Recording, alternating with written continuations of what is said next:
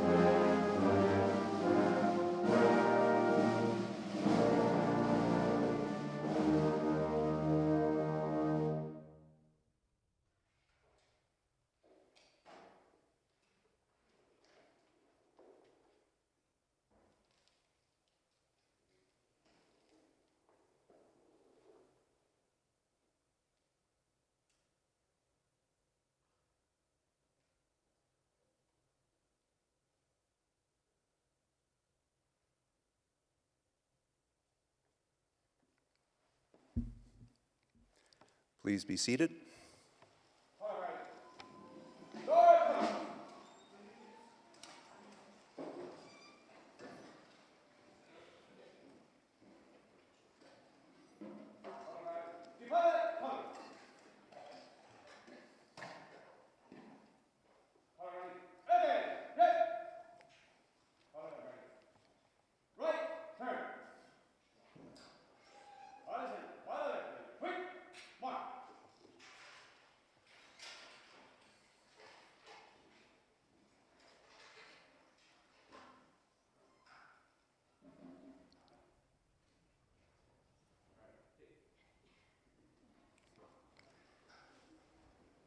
Good morning, and welcome to the annual Ceremony of Remembrance at the St. John's campus of Memorial University of Newfoundland.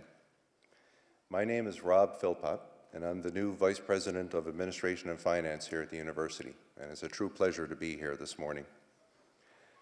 I'd like to start today's Ceremony of Remembrance with an acknowledgement of the lands on which we are present. We acknowledge that the lands on which Memorial University's campuses are situated are in the traditional territories of diverse Indigenous groups, and we acknowledge with respect the histories and cultures of the Beothuk, Mi'kmaq, Innu, and Inuit of this province. On this occasion, each year, members of the university community gather to remember and honor those who have served and those who have died in service to their country in war. I extend a special greeting to those who are serving or have served in the Armed Forces and Reserves, particularly the members of the Color Party and the band. Every year during this ceremony of remembrance, we reflect on a different aspect of war. This year marks the final installation on the Trail of the Caribou. And while we all know about the majestic statues around the world commemorating where the people of this province have made their mark, the connections that exist between them are remarkable. Before we look closely at the details of the Trail of the Caribou, I would like to invite the President of Memorial University of Newfoundland and Labrador, Dr. Vianne Timmins, to come and speak at her first in-person ceremony of remembrance. It has been 3 years since we could gather together, but over that time we have found many other ways that we have been able to remember.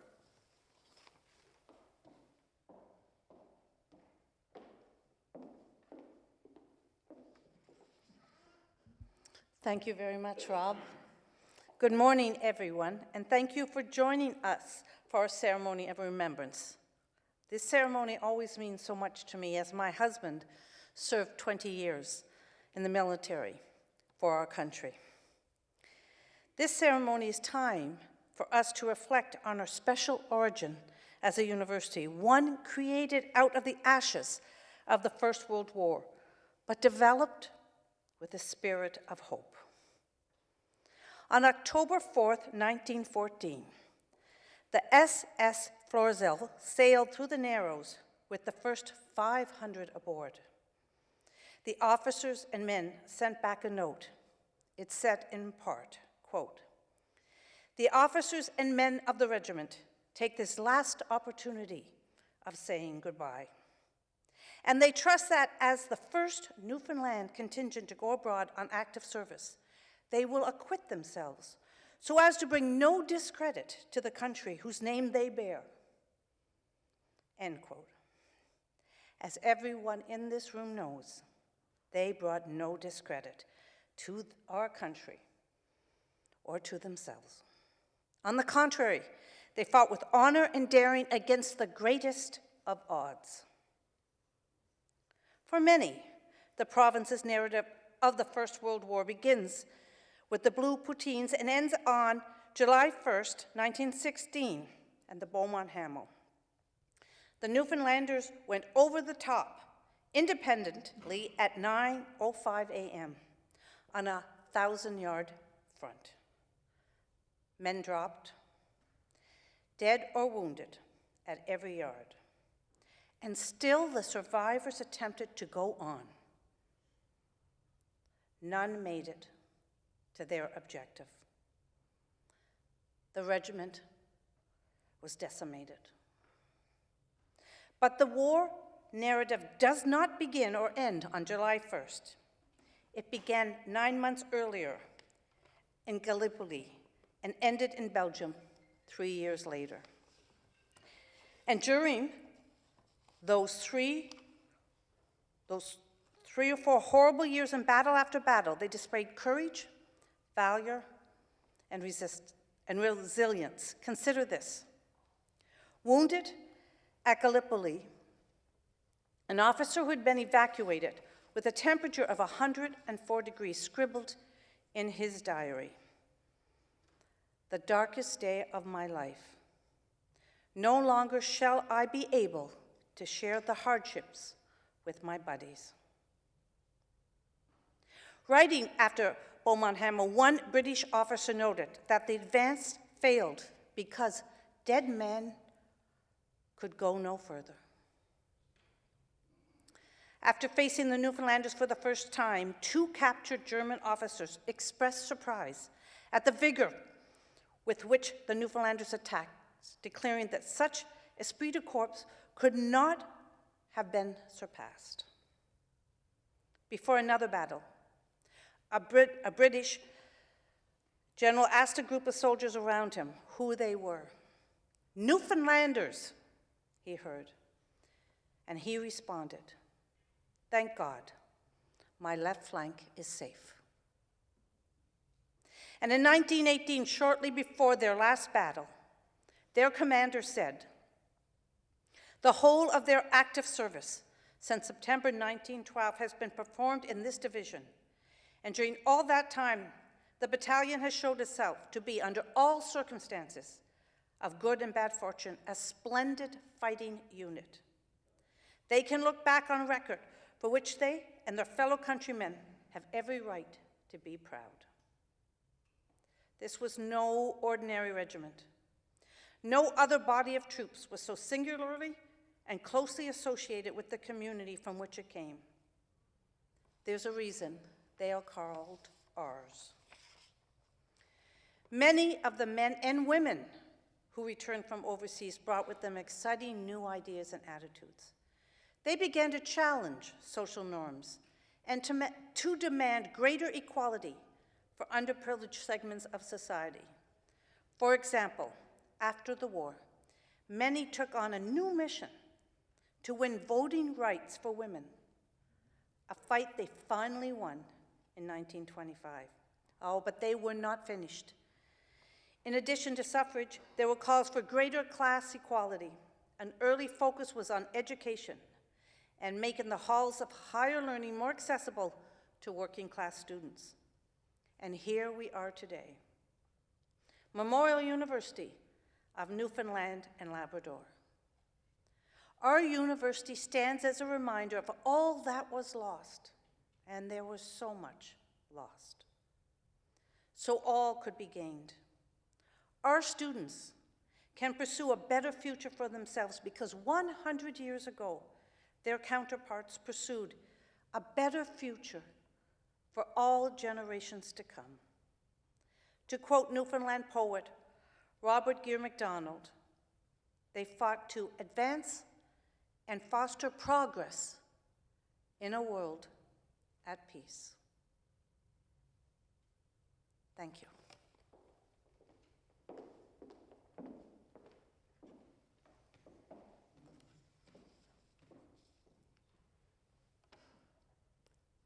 Thank you, Dr. Timmons. Dr. Timmons spoke in her remarks about the significance of this personal significance of this day to her. And certainly for me, it holds a special meaning as well, because I had a great uncle who served with the Royal Newfoundland Regiment in the Second World War, fought in North Africa. As he liked to say, I fought the Desert Fox, which was a reference to the German general, Erwin Rommel. And certainly this is a time when I certainly remember my great uncle, John Maloney. In the early 1920s, Father Thomas Nagel, chaplain to the Royal Newfoundland Regiment, spearheaded the effort to purchase the land near Beaumont Hamel in order to create what would later become the Newfoundland War Memorial Park. He was determined. It took careful negotiation with 250 French farmers to make it happen. In 1922, he received a note from a 6-year-old boy, Harry White.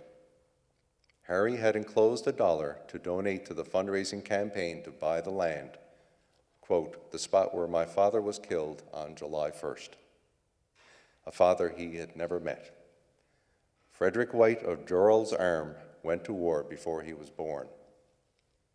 In a postscript, Harry asked if Father Nagel had any books to spare to send them to him because he was very fond of books. I think Harry was probably pleased with the other memorial that was created to honor his father, our university. Beaumont Hamel was the first of 5 sites in Europe that would come to be called the Trail of the Caribou. It took 100 years from Harry to make the trail complete. In 2022, a 6th battlefield memorial, the Gallipoli Newfoundland Memorial, was dedicated in Turkey. Each massive bronze caribou stands atop cairns of Newfoundland granite, with the exception of Monchy-le-Preux, which is on the ruins of a German bunker. Each caribou looks toward the site where the regiment fought. And in each park were planted seedlings from the province, spruce and fir, dogberries and junipers, whose roots sprang from the same native soil as did the lives they served to commemorate. The Trail of the Caribou reads like a register of the most momentous engagements on the Western Front. To tell their story is Nora Daly, granddaughter of Thomas Connors, one of the first 500 and later captain of the celebrated SS Kyle. He was an officer in the Royal Navy aboard one of the ships that helped evacuate the men from Gallipoli.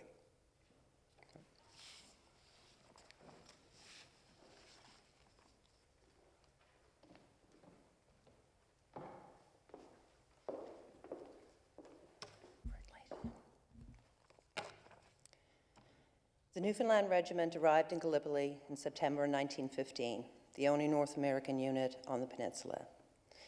It was there that the first Newfoundland Regiment soldier died and where they earned their first battle honors when they captured Caribou Hill. They held the ridge all night, though every man had been wounded, some several times. One of those men, James Donnelly, received the Military Cross. Disease invaded the ranks, causing more casualties than the Turks. Many who were evacuated failed to recover. In December, the Newfoundlanders served as the rear guard during the withdrawal of the peninsula, an incredible honor. Because of their cunning and dedication, 83,000 men were evacuated. This action in Gallipoli has since been praised by military notables as a model for amphibious withdrawals. As Rob said 2 months ago, the final piece of the Trail of the Caribou was dedicated in a ceremony on the Gallipoli Peninsula. It is located next to Hill 10 Cemetery, the final resting place for 8 Newfoundland Regiment soldiers. The mistakes made by the Allies, which led to the tragedy of July the 1st, are legendary. 10 minutes before the attack, they detonated 18,000 kilograms of explosives, alerting the Germans that an attack was imminent.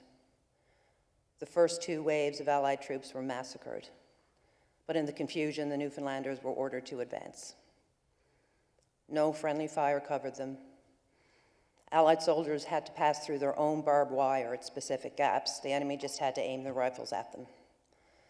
Shiny tin triangles meant to identify bodies provided excellent targets, and there was no hint of wavering. The only visible sign that the men knew they were under fire was that they all instinctively tucked their chins into their shoulders, as they did so often when walking into a blizzard at home. It was said afterward that the wonder was that any man could remain unhit more than a minute in the inferno of fire that swept over no man's land. With the exception of 3 medical orderlies, no single gallant deed on that day would receive official recognition. The commanding officer considered it impossible to single out any individual for bravery that day, since all were deserving. Imagine 110,000 Canadians dying in half an hour. That was what Beaumont Hamel meant to the country of Newfoundland. Guadalcore was the next battleground for the regiment. The Caribou here marks the spot where the Newfoundlanders played a decisive role in the capture of Rainbow Trench, a German stronghold, on October 12, 1916. So eager were they to meet the Germans and avenge Beaumont Hamel that many were wounded by their own shell fire in the race to get across no man's land. The regiment was one of the few units that day to capture and retain an objective.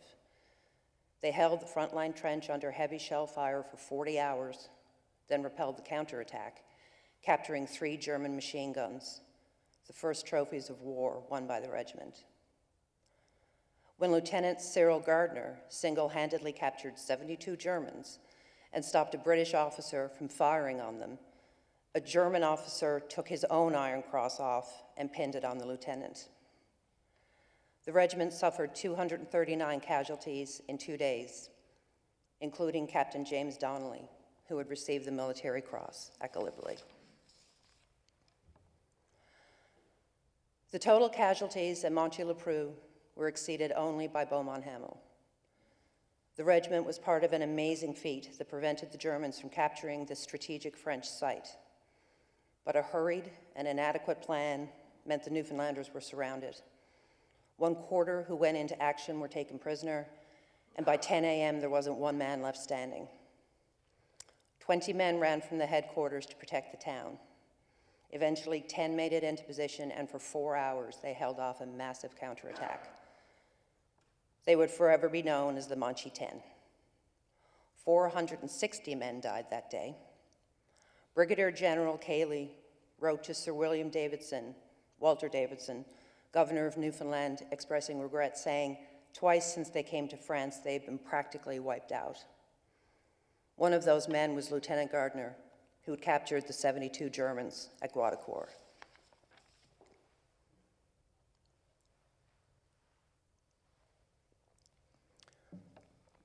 The Caribou at Masnieres commemorates the Battle of Cambrai, which marks not one day of note, but many individual acts of courage. Masnieres was an endurance test, fighting for 2 weeks minus 2 days. The regiment served follow-up to a tank-led offensive, the first in the war, against the heavily fortified Hindenburg Line. Once again, the regiment showed their mettle, successfully making breach by taking a strategic canal location. It was reported with their accustomed dash, they broke down all opposition. At Masnieres, the proof of the regiment's power as a collective whole was to be established for all time. The King approved the grant of the title royal to the Newfoundland Regiment. No other regiment of the British Army would have such a distinction awarded to it in the First World War while fighting was still in progress. Two men who would never learn of the honor were John Shywock, a leading sharpshooter from Labrador, for whom one of our new residences is named, and Sergeant Walter Pitcher, one of the Manchi 10. In 1918, the last 100 days of the war found the regiment in Belgium, where they helped stem the Germans' last great offensive. A resumption of the offensive on October 14th marks the beginning of what came to be called the Battle of Courtrai. A heavy mist forced the men into hand-to-hand combat. Later in the day, the regiment was pinned down by enemy machine guns. The situation was saved by Tommy Ricketts, whose actions allowed him and his comrades to advance without casualties. He became the youngest British Army officer and the only member of the Royal Newfoundland Regiment to receive the Victoria Cross. When the regiment dug in at dusk on the 14th, it had taken 500 prisoners, 94 machine guns, and 8 field guns. On November 11th, just a few weeks later, the Royal Newfoundland Regiment diary reads, "No parade, owing to Germans signing armistice."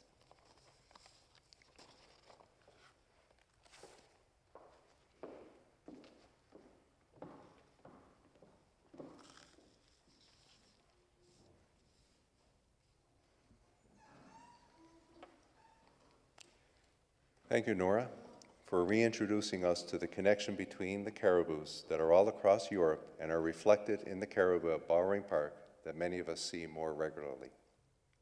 But the story of the caribou is embedded in our culture in so many ways. Writer, musician, and alumnus Jason Whalen tells the same story using his gift of music, and we are so pleased to have Jason joined by fellow alumnus and musician Greg Walsh to help share their interpretation.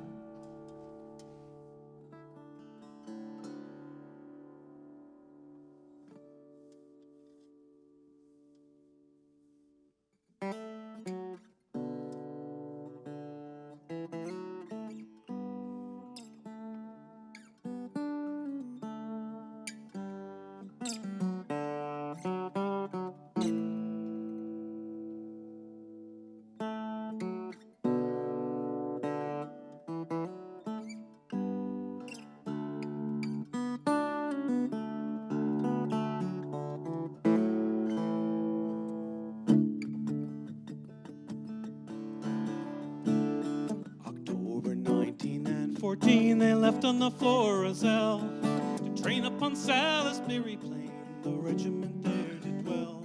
Till August when they did embark, bound down for the Dardanelles. To Suvla Bay they steamed away, and Gloria Caribou Hill from the beaches of Gallipoli. Those fearless lads in their blue puttees did march their way into history to fight upon foreign shore. From Arassaneep to Polkapel, the Somme produced a portrait of hell. The bloody mud of Montemel will see their kind evermore. The following year that saw them there, the Duns were friends, Borderer and Fusilier. Again they were given the chance. On the 1st of July, through no man's land, the whistles did sound advance. But few would survive the July drive's impossible circumstance. From the beaches of Gallipoli, those fearless lads in their blue puttees had marched their way into history to fight upon foreign shore. From Arassaneep to Polkapel, the Somme produced a portrait of hell. The bloody mud of Montemel will see their kind nevermore. The rest of 16 as was to be seen, replenished ranks reignite. Entrenched in mud, they spilled their blood through rain and gas in the night. With good accord now in their lines, and Monchy LeBrew in their sight, and with DCM and Cordegar, the Newfoundlanders fight. From the beaches of Gallipoli, those fearless lads in their blue puttees had marched their way into history to fight upon foreign shore. From Arassaneep to Polkapel, the Somme produced a portrait of hell. The bloody mud of Montemel will see their kind evermore.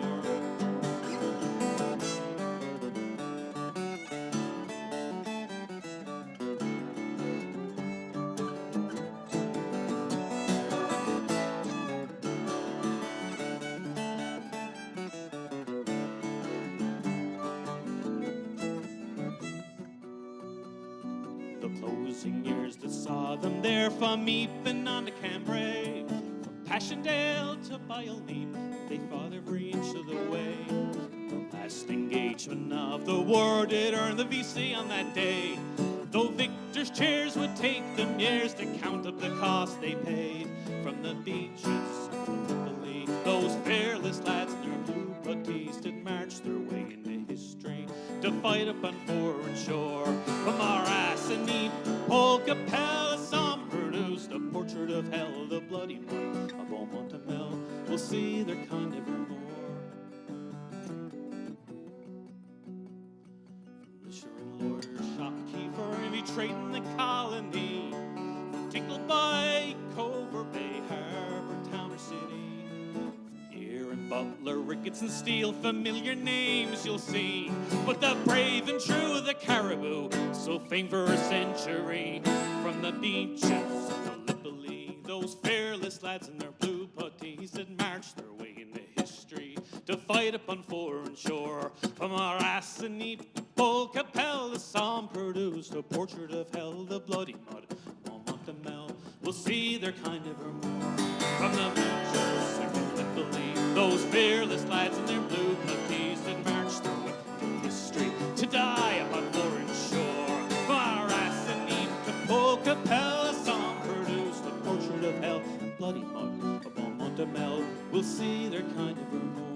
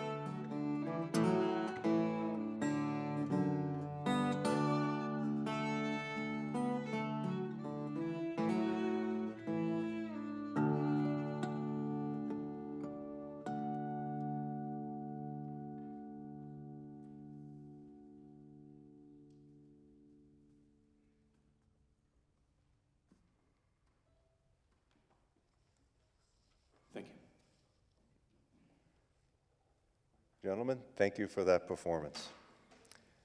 I feel that many of us will have that chorus running through our minds this weekend as we remember global impacts made by our very small nation. This is our time to remember those who did not return from war, but we also honor those who offered themselves, their youth, their lives, and who lived on as changed individuals, people who had seen and heard more during their absences from home than anyone should experience in a lifetime. For all of these sacrifices, we remember. Please stand as you are able for the ceremony of remembrance. The playing of the last post, followed by 2 minutes of silence where we will display footage of the Danger Tree Monument at Grenfell campus, the reading of the Act of Remembrance by Chancellor Earl Ludlow, and the playing of the Reveille by Corporal Katie Thistle, who is also a student at Marine Institute.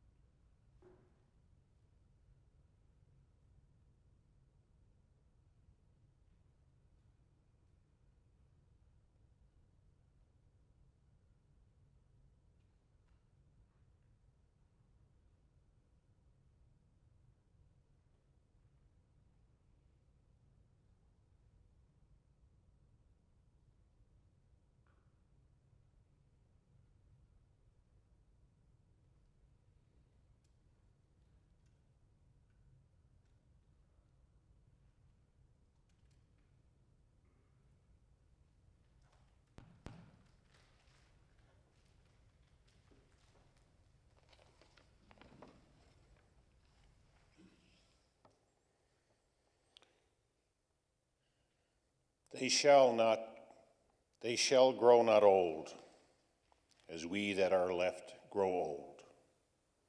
Age shall not weary them, nor the years condemn. At the going down of the sun, and in the morning, we shall remember them.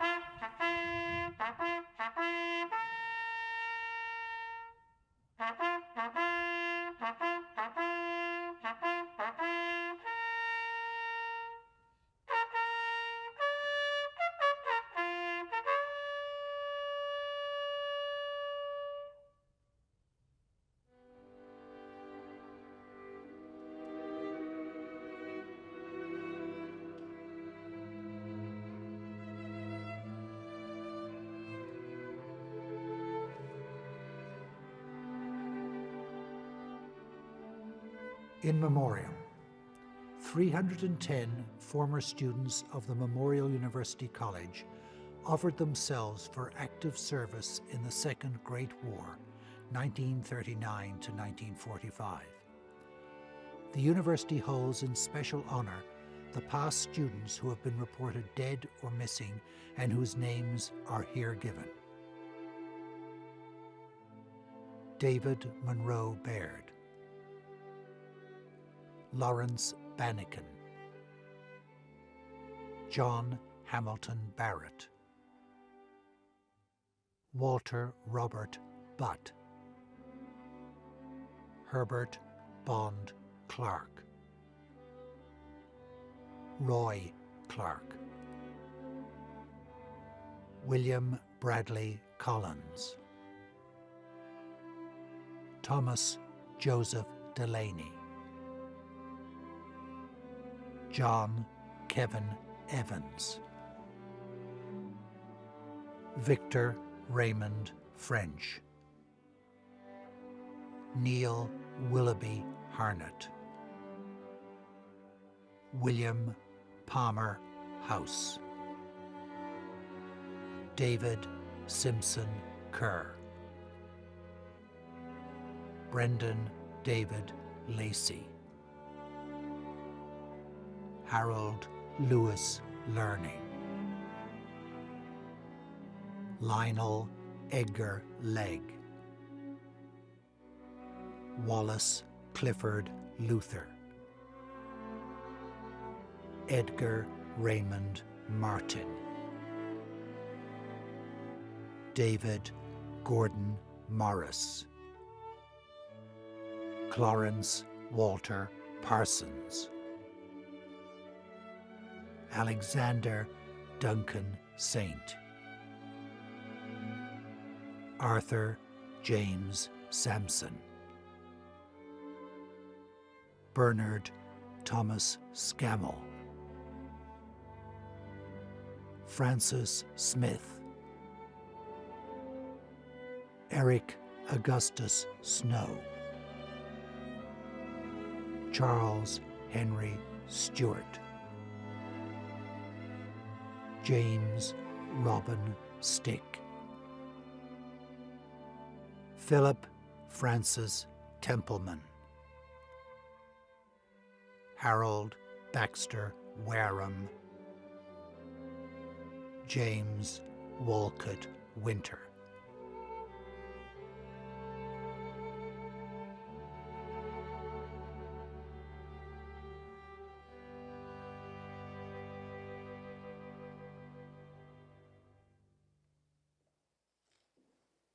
Please be seated.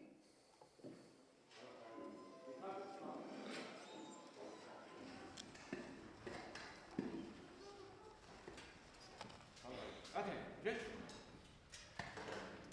Right turn. Right left. Quick. Mark.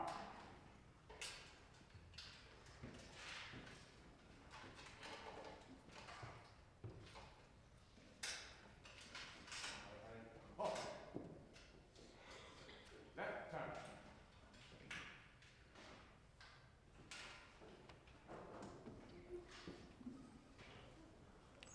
Thank you. I will now ask the Reverend Dr. Joanne Mercer, Provost and Vice Chancellor of Queens College, to follow with a blessing.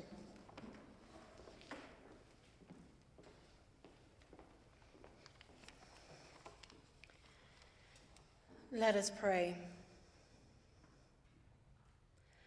O God, our ruler and guide, in whose hands are the destinies of this and every nation, we give you thanks for the freedoms we enjoy in this land and for those who lay down their lives to defend them.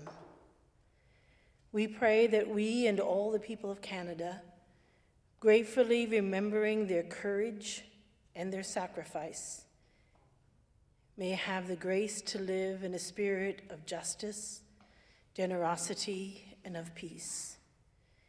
And we commend to your gracious care all who continue to serve in our armed forces at home and abroad. Defend them day by day with your heavenly grace. Strengthen them in their trials and temptations. Give them the courage to face the perils which beset them, and grant them a sense of your abiding presence wherever they may be. O God of truth and justice, as we prepare to lay these wreaths, we hold before you those whose memory we cherish and those whose names we will never know. Help us to lift our eyes above the torment of this broken world and grant us the grace to pray for those who wish us harm. As we honor the past, may we put our faith in your future, for you are the source of life and hope, now and forever. Amen.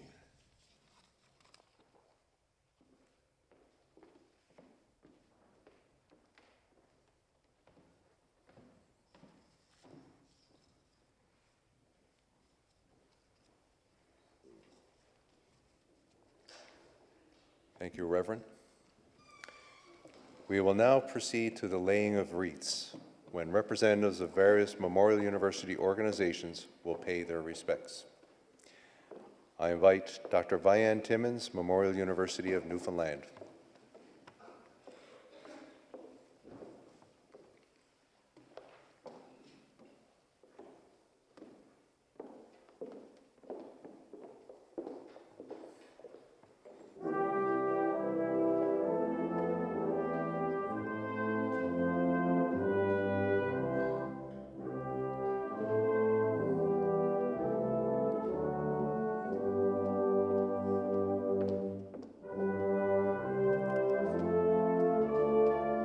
I invite Kashmala Rahman, Memorial University of Newfoundland Students Union.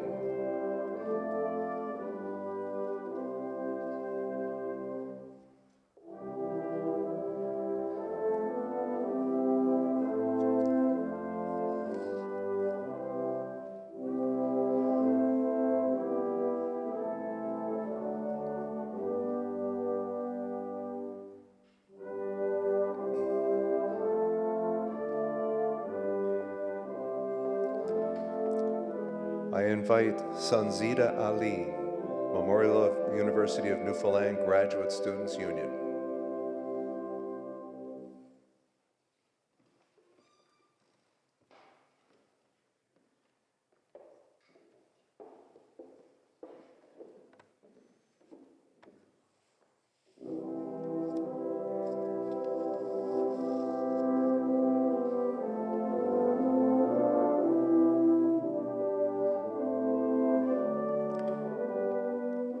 I invite Michelle Swab, Memorial University of Newfoundland Faculty Association.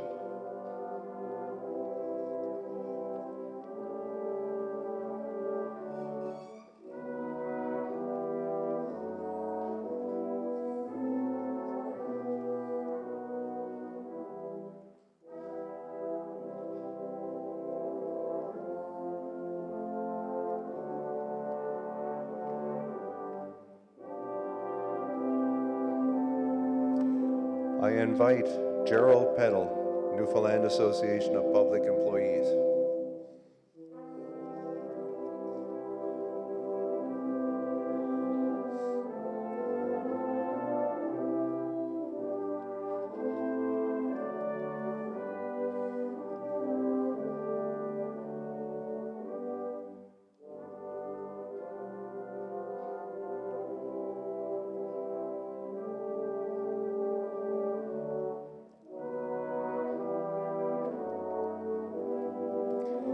I invite Bill Kavanagh, Canadian Union of Public Employees.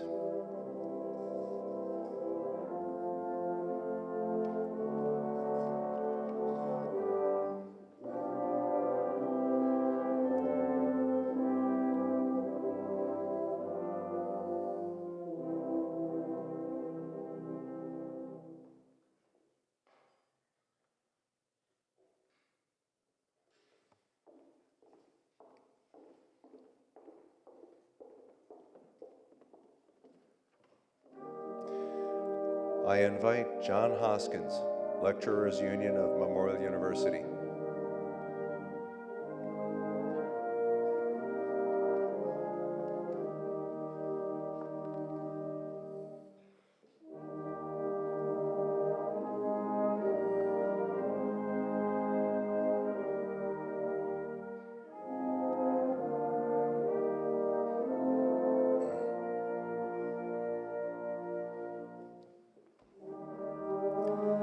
I invite Mohammed Shaheen Shah, Teaching Assistants Union of Memorial University.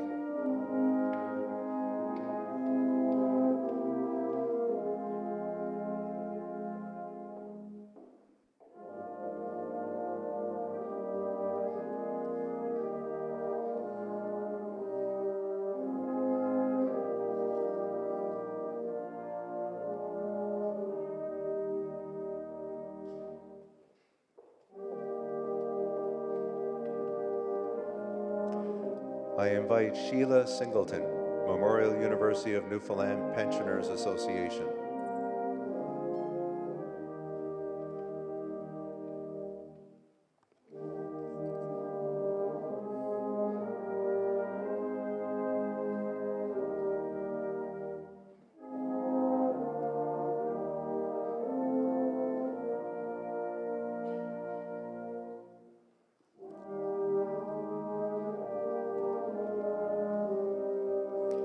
I invite Emily Bland, Memorial University alumni.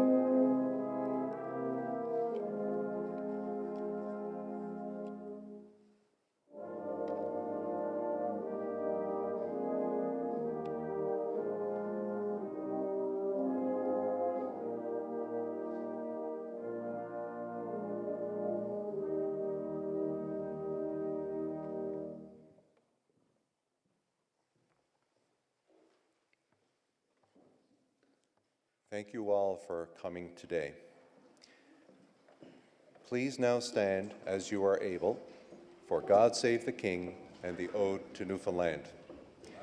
Then please remain standing as the Royal Canadian Legion Colour Party marches off the colours.